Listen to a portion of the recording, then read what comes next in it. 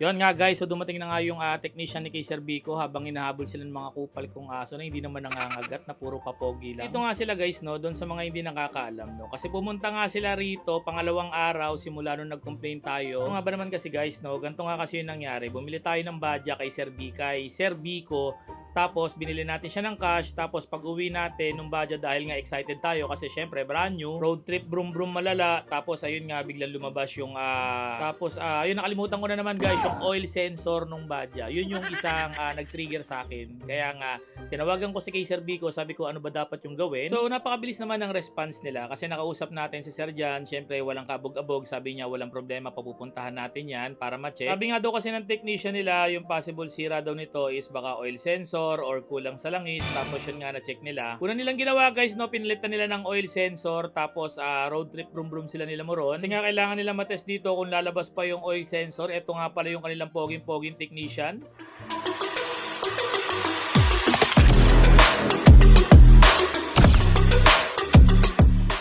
Yan yung technician ni kay Sir Vico dyan sa may Upper Antipolo, malapit sa checkpoint dyan. Kung naghahanap kayo guys ng technician ng badya, hindi ko lang alam kung pwede siya ng freelance. Kaya lang, possible hindi. Kasi nga, kay Sir Vico siya nagtatrabaho. So dito nga, ni-road trip nila mo ron yung ating badya kasi kailangan nila matest kung yung oil sensor is lalabas pa or hindi na.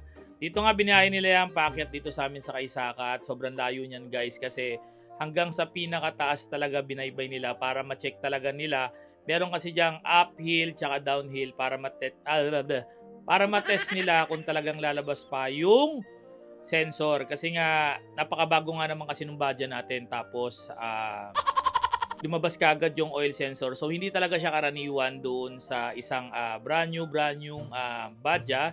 Kaya ginawa nila dyan, so palit oil sensor, tapos dagdag ng konting langis. Sabi ko nga kay Moron, kapag hindi pa rin nawala yung oil sensor, so possible baka ibalik natin yung badya. Pero all goods naman guys, kasi nice. Doon sa layo ng biniyahe nila, hindi naman talaga lumabas at hindi bumalik yung oil sensor. Pagka layo-layo nga ng biniyahe nila, nasatisfied naman ako kasi guys, wala ako that time yan kasi may lakad ako. Kaya hindi tayo nagbibideo at si Moron yung nagbibideo. Sabi ko sa kanya, videoan niya kung ano yung magiging senaryo ng kanilang paggawa ng badya. Yung maraming salamat nga pala kay Sir Jan sa pagpapadala ng kanilang technician at doon sa mga kasama ni Sir, maraming salamat po sa kanila. Full force nga silang pumunta rito sa bahay ni Sugar Daddy. 4 nga po sila rito na nagpunta kaya lang hindi nabidyohan yung mga kapugian ng iba. Dahil siguro kasi nagtataka rin sila kung bakit lumabas yung oil sensor although bago talaga yung badya. Ito nga nakabalik na nga sila tapos nagpaalam na sila dyan kasi sila ay uuwi na kaya maraming salamat po kay Sir Vico sa kanilang mabilis na aksyon at tugon sa atin pong